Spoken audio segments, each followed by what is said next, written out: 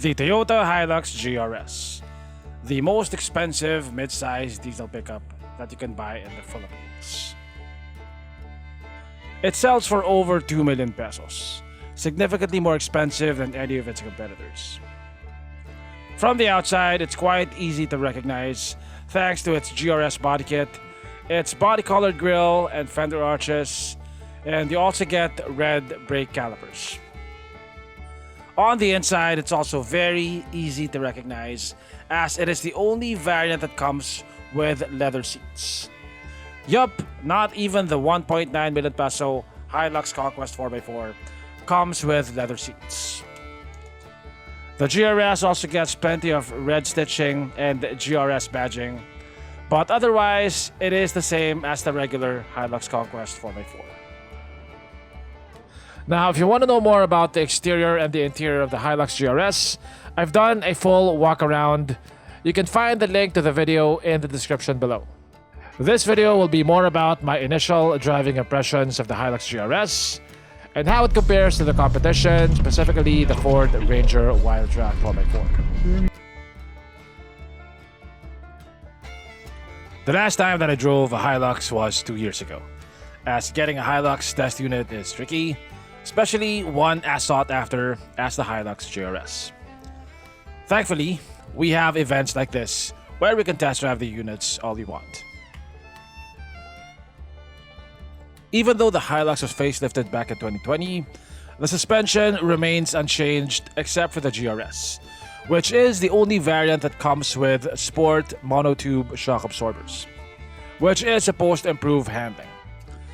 Toyota also upgraded the performance of the 2.8 engine, and it now produces 200 horsepower and 500 Newton meters of torque. Also, on top of all of that, Toyota introduced a couple of new features, including Toyota Safety Sense on the Hilux and the Toyota Fortuner, which, by the way, we will also do a driving impressions video on. Now, I got to borrow most of its rivals for a couple of days. The D-Max, the Ranger, the Navara, the BT50. I got to drive them off-road, on the highway, in the city. Okay. My time with the Hilux is a lot more limited. So this is more of a first driving impressions video than a full review. But I did try to test everything that I could in the short time that I had with the vehicle. I wanted to know what the sport shocks were like, the power, NVH, and I wanted to test its ADAS.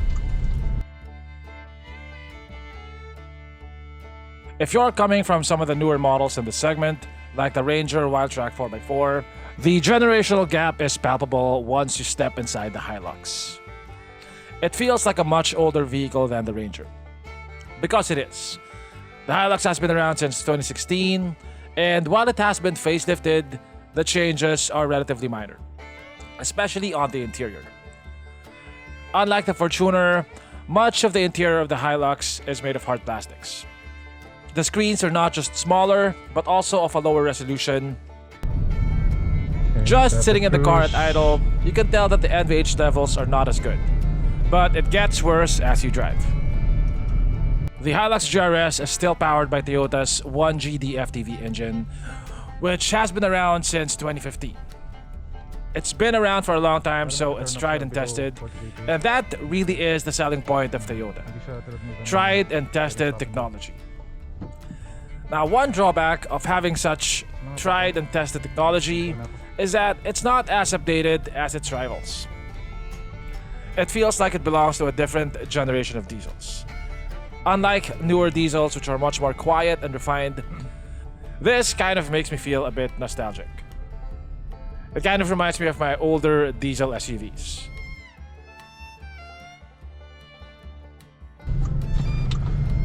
The power has been improved, but it feels different.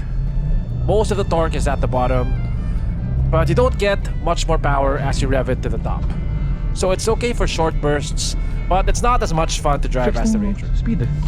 The tach goes up slowly and with so much noise that you feel like you're driving a tractor.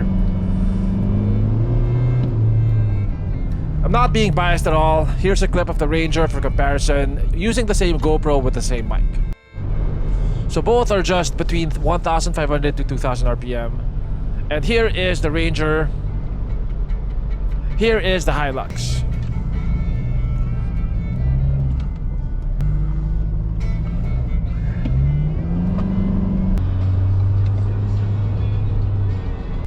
The Ranger not only is more quiet, but the sound is more refined. It's so refined that you could mistake it for a petrol engine. While on the Hilux, you could clearly hear the low-frequency diesel clatter of the engine. Now, if you think I'm being biased, you can test drive both units to see what I'm talking about. But driving the Ranger, I sometimes forgot that I was driving a diesel. Driving the Hilux, you constantly get reminded of it.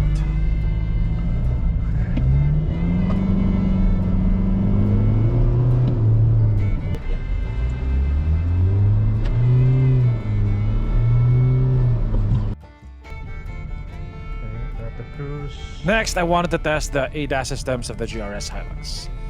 Supposedly, the Hilux GR-S comes with adaptive cruise control, lane departure warning, and automatic braking.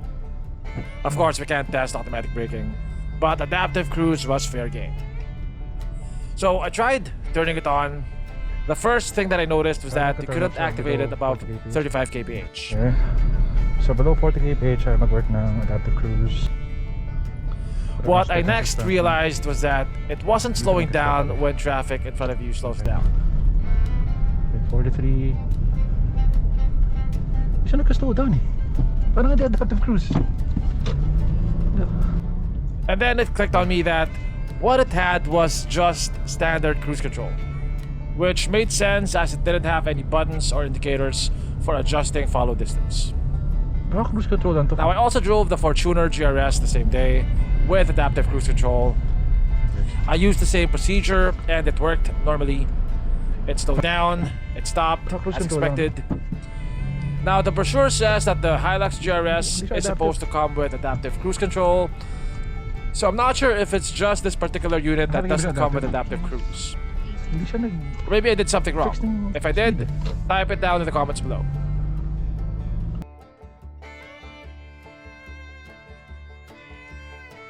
Neither the Fortuner nor the Everest comes with lane keep assist.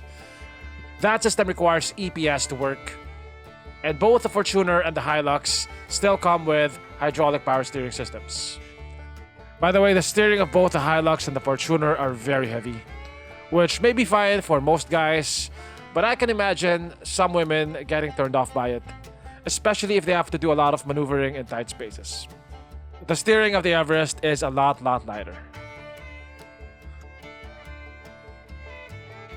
The Hilux is notorious for having a very stiff rear suspension, which is good for carrying heavy loads, but terrible on your back, especially when not loaded.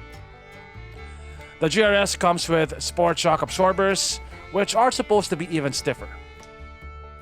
To test the suspension, I tried to look for potholes, until I realized that I didn't have to. Even on roads that look smooth, you could feel minor imperfections.